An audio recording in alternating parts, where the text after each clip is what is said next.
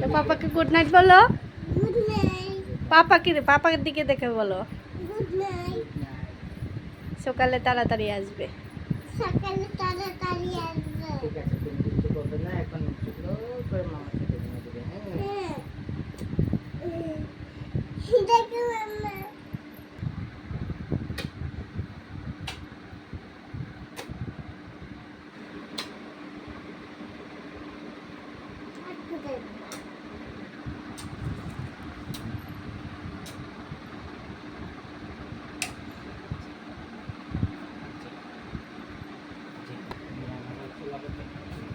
পাপা কোথায় যাবে?